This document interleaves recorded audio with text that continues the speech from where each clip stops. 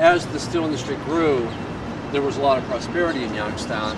And as I explained, you know, with the square, the Dollar Bank building is one of the earliest, from 1901. Then if you look around the square, you see the Stambaugh building, which was designed by Albert Kahn of Detroit. Albert Kahn did all the auto factories for Henry Ford, for GM, and for Chrysler and all right.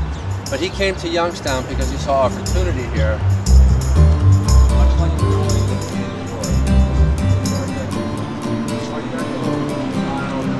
So when you look around the square, all these buildings here are built with steel framing. Now, steel framing allowed buildings to go much higher. This is probably an example of Youngstown looking at the future. And this building was built it was completed in 1929, right before the stock market crashed. But if you look at the building, it has a lot of similarities to Rockefeller Center. But around the square were some of the most important buildings. And if you look at the types of buildings that were around the square, you see that there are primarily banks, and then in the upper floors there were offices. There are offices for lawyers, offices for doctors, places like of the plaza here. And then also the Todd Hotel was in this corner here. Both the Palace Theater and the Todd Hotel were demolished during the urban renewal era. But when they demolished those two buildings, they actually changed the appearance of the downtown, because the downtown had this sense of enclosure, because the buildings, the Todd Hotel and the Palace Theater, both came out to the street like this bank did and like the Dollar Bank does. This around when we look west, down West Federal Street, we have the Strauss's building here, which was built as Strauss Hirschberg's, which was a large department store that was in Youngstown, actually until 1986, and it was owned by it was bought by the May Company in the late 40s, but they kept the Strauss's name on it until it became Kaufman's. When it became Kaufman's, they closed a number of stores in our area, and this was one of the stores that they closed. And this was really the final closure of a store in Youngstown that began with the closing of the steel mills. But this was probably the most significant blow to the downtown, because everyone had such warm memories of this department store. And the other thing too is that I think that it was really when it announced its closure, people were anticipating it for probably up to 10 years prior to it closing. But when it finally did close, that was really an acknowledgement that something had to be done in downtown to stabilize it. This department store closed almost a decade after the steel industry closed. I think it shows you how heart-wrenching making a decision like that is, because they were sustaining losses for a number of years before they closed it. So Daniel Burnham has the distinction of being known as the father of urban planning.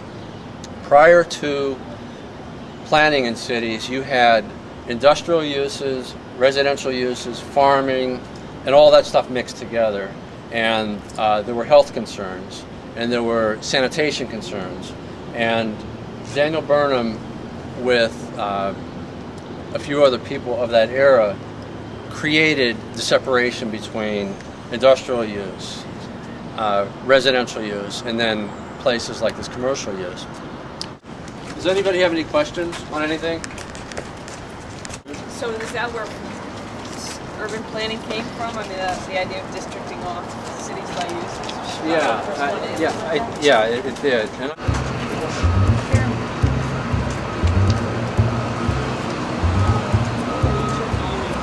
A lot of the signage is eye level because people were walking down the street, and a lot of the scale of the building was very personal. The first floors had a lot of display windows in them because when you're walking down the street, they wanted to capture your eye for the different things that were on display in the storefronts.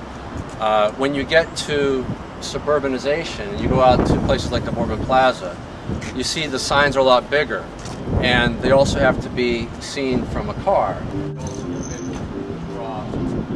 This was really the center of the community here. I mean, you have banking, you have government, you have a hotel, you have a discount store, evidenced by McCrory's here, and another bank being built here. So you really see the functions of the downtown in a different era, but the remnants of even though the remnants of the downtown are still here.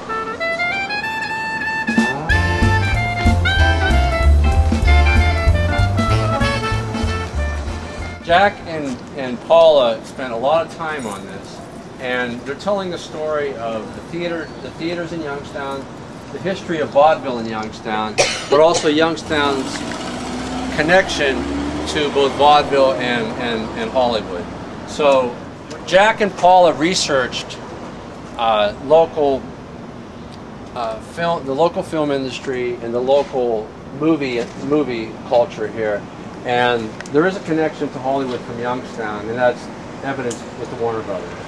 And the Warner Brothers, their formative years were in Youngstown. They lived on the north side of Youngstown, and the story goes is that they got a copy of The Great Train Robbery from a vendor at Idora Park, and the woman who had the print was distraught because the projector was malfunctioning, and she was losing her her investment on it, and so the Warner Brothers were very interested in acquiring this, but they wanted like $700 or something like that, and their habit was to be in and out of the pawn shops, and for this venture they pawned their delivery horse for their family business. And the way Jack Warner tells the story, and Jack Warner was one of the Ford brothers, he said that he couldn't even look at the delivery horse in the eye when they left him there. They told him they'd be back in a couple of days. But what happened with the projector is an indication of how they were in Hollywood too, because there was one Warner who was the most technologically savvy of the group, of the brothers, and he was the one who discovered that he took apart the camera and the projector and realized that the lens was on backwards. And so he fixed it, and then they started going throughout Youngstown showing The Great Train Robbery. And The Great Train Robbery was one of these movies that was a sensation in its day. Everyone wanted to see it, and it was a very short silent film, but it was very exciting, and you felt like the train was going to come out of the screen, if you had never seen something like that before. So it was very popular, but it had run its course in Youngstown. People had seen it already, and it was a short film, so they started going out to outlying areas like Newcastle and places like that to show the films. And I grew up in a time when people looked at downtown Youngstown as like, if you want to do anything with your life, you have to get out of this town, right? You go across 680 and you see the skyline, and your parents get that like real wistful look in their eye, and it's like, oh man, look what Youngstown used to be. And so you come down here and you take these tours and you see these like gorgeous pictures, and these guys are trying to explain to you how bustling and how thriving and how middle-class families could like make a living in cities like this all over America. So there's definitely a big element of sadness to it all. But at the same time, you look at places like the Rosetta Stone and the Lemon Grove, and then, a little bit down further you have the business incubator and Turing Technologies, and you see, so there's kind of an interesting juxtaposition between sort of the history and then the frontier, where we're going and then where we have been. So it's very, very interesting. It's a strange experience, I'll say that much. And the banks and all that architecture, I didn't know anything about the classical architecture theme of the banks, and then the Art Deco and what all of that meant. So that was really fun. maybe the benefit to the city is that people get to see the city maybe in a little bit different light. They may pay attention to maybe more of the detail of the downtown, and also they understand that that Youngstown is like a lot of other places where it developed during a certain time. It was characteristic of the downtown is characteristic of the growth of Youngstown, but also how Youngstown factors into the development of the country too. The growth of Youngstown mirrors the growth of places like Detroit and Cleveland, and and other places that grew very quickly when Youngstown ascended as not only a world power but as an industrial power. Theater, Jack's uncle Barney had done